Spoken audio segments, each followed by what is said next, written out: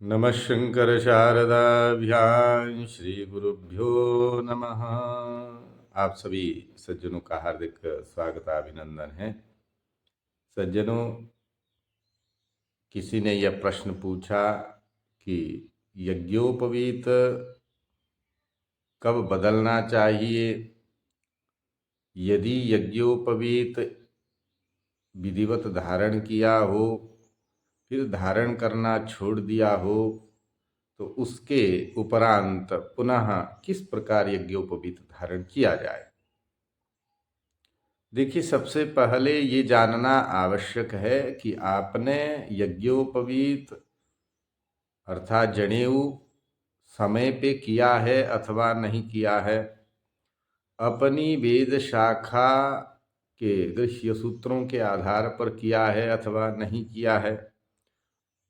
आपके पूर्वजों के क्रम में यज्ञोपवीत की परंपरा चित हुई है अथवा नहीं हुई है। ये सब विषय विचार किए जाते हैं पहले। यदि यज्ञोपवीत विधिवत धारण किया हो और ये सब बातें भी ठीक ठीक शास्त्रोक्त बैठ रही हो, तो यज्ञोपवीत के शास्त्रोक्त कहे हुए नियमों का पालन करते हुए सदैव यज्ञोपवीत को धारण किए हुए रहना चाहिए। यदि आपने शास्त्रोक्त विधि से समय पर यज्ञोपवीत नहीं किया है, तो आपको पूरा वो प्रायश्चित करना चाहिए। किसी शास्त्रज्ञ को पूछ करके तदोपरांत आपको यज्ञोपवीत पुनः करना चाहिए और उसके कहे हुए सभी नियमों का पालन विधिवत करना चाहिए। एक तो ये विषय अवश्य सबसे पहले आप जान ले, ये आवश्यक है। इसके बिना यज्ञोपवीत को धारण करना न करना एक बराबर है, वो धागा मात्र रह जाएगा। प्रथम जो प्रश्न पूछा गया कि कब यज्ञोपवीत परिवर्तित करना चाहिए, तो सबसे पहली बात यह है कि यदि यज्ञोपवीत बहुत जीर्ण शीर्ण हो गया हो तो उसको परिवर्तित कर दें। और यदि मान लीजिए घर में किसी का जन्म हुआ हो, तो उस सूतक के अंत में यज्ञोपवीत को परिवर्तित कर दे। यदि मरणाशौच हो रहा हो, तब भी यज्ञोपवीत को शौच के अंत में जो है परिवर्तित कर देना चाहिए। ग्रहणादि काल के बाद यज्ञोपवीत को जो है परिवर्तित कर देना चाहिए। देवताओं से संबंधित कार्य में जाना हो, अपने घर में कोई यज्ञ विशिष्ट कोई चल रहा हो, तो उसको परिवर्तित कर देना चाहिए। यदि यज्ञोपवीत का कोई तंतु टूट जाए, तो उस यज्ञोपवीत को जो है परिवर्तित कर देना चाहिए। नवीन यज्ञोपवीत को धारण करना चाहिए, जो कि हमने उपाकर्म के समय में जो प्रतिष्ठित कर रखे होते यज्ञोपवीत, उनका धारण करना चाहिए। यज्ञोपवीत को शिरोमार्ग से निकाल करके मंत्र सहित उसे जल में विसर्जित कर देना चाहिए। स्पर्शास्पर्श भक्ष्या भक्ष्य के दोष से युक्त होने पर भी यज्ञोपवीत परिवर्तित कर देना चाहिए। पंचगव्य आदि का प्राशन अवश्य करना चाहिए। यदि किसी नदी अथवा पवित्र कुंड में स्नान करते हुए यज्ञोपवीत निकल जाए, तो उस समय में मौन रह करके नए यज्ञोपवीत को धारण करना चाहिए।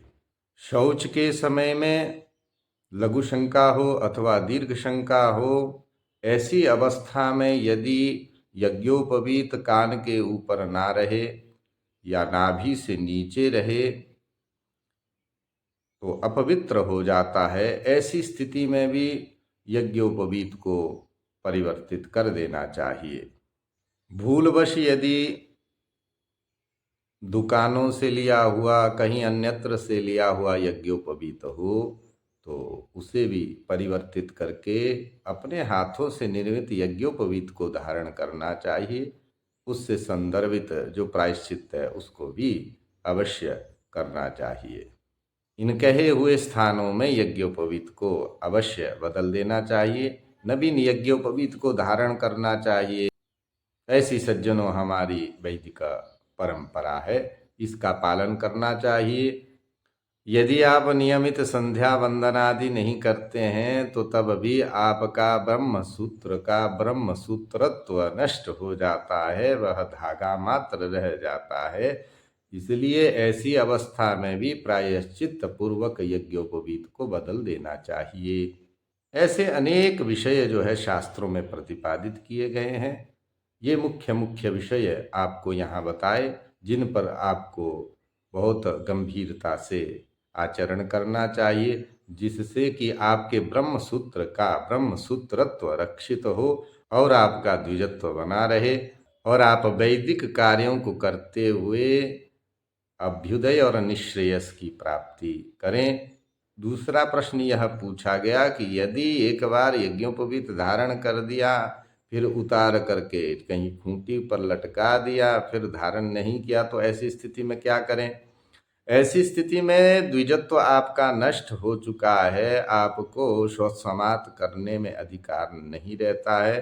तो आपको चाहिए कि जितना समय बीत गया है उस समय का चांद्रायण आदि व्रत अवश्य करें। प्रायश्चित करने के बाद फिर से विधिवत अपनी वेद शाखा के अनुसार से यज्ञोपवीत को धारण करें और उसके नियमों का भली प्रकार पालन करें, तब आपका द्विजत्व सिद्ध होता है। ऐसा शास्त्रीय सिद्धांत है। एक और भी गंभीर विषय है कि आप तो नियमों का पालन करें ही करें, साथ में आपके परिवेश समाज भी पालन करे, तो आपका द्विजत्व और भी संरक्षित हो जाता है। यदि ऐसा नहीं होता है तो पग पग पर जो है आपके द्विजत्व की हानि का जो है संशय बना रहता है। ऐसी स्थिति में आपको बहुत ही ध्यानपूर्वक जो है चलना चाहिए।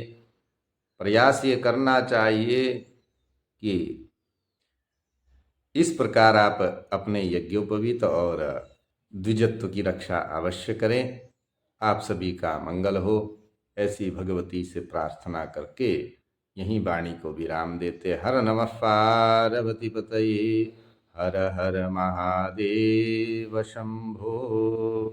जय श्री राम।